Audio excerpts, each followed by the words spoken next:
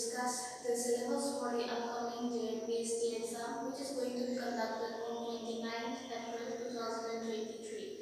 But before we go into the syllabus, I would like to give you an overview of the exam. So JNPST exam is Jawahar Navodaya Vidyalaya Selection Test, which is conducted for admission into class 6.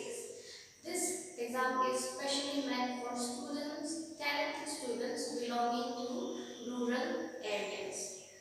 Now we will discuss the syllabus. So the total marks for this exam is going to be 100. The number of questions is going to be 80 and the time for the exam is 2 hours.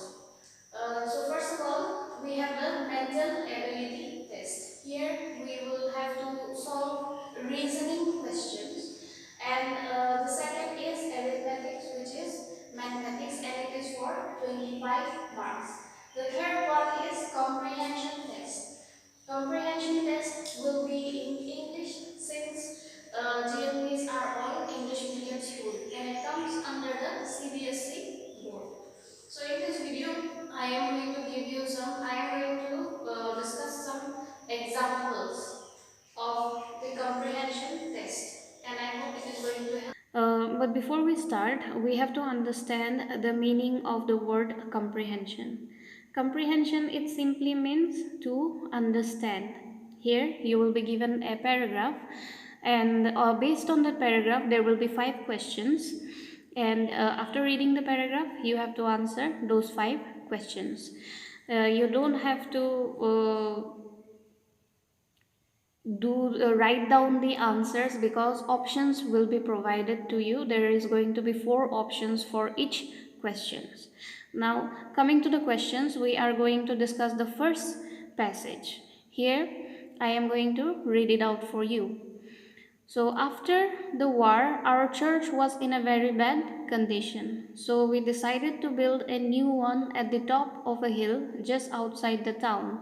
We used many different kinds of materials. We built the walls of stone and glass, the heavy doors of wood and metal.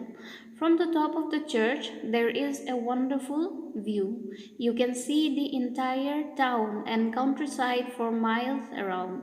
People from all parts of the country visit the church every day. It's such an interesting building. So here in this particular passage, we see that a speaker is talking about a church which was destroyed due to war. And he talks about the process of building the church back up using materials such as stone and glass for the walls, and wood and metal for the doors of the church. He also describes the view that is visible from the top of the church. And he also calls this particular building an interesting building, because people from all over the country visits the church every day. Now since this is a very simple passage, I think it is possible for you to find out the answers to all the questions very quickly. So look at number 1. So here they ask, they built a new church because the old one was, the options given are destroyed in war, number 2, not interesting, number 3, too small, and number 4, in a very poor condition. So as we started the passage, it's already given that after the war, our church was in a very bad condition, which means that the church was destroyed or damaged due to war. So the answer for question number 1 is going to be option 1, destroyed in war. Number 2, the walls of the new church were made of, number 1, wood and glass, number 2, wood and metal, number 3, stone and glass, number 4, metal and stone. So now if we look back at the passage, we will see that the answer there is plainly hidden inside. Look at the passage. Here it says that so we decided to So we decided to build a new one at the top of a hill just outside the town. We use many different kinds of materials. Now pay attention here. We built the walls of stone and glass. Here the questions are asked. The walls of the new church were made of stone and glass. The walls of stone and glass. So here the answer is going to be 3, that is stone and glass. Now let us look at question number 3. Here the question asks, where was the new church built?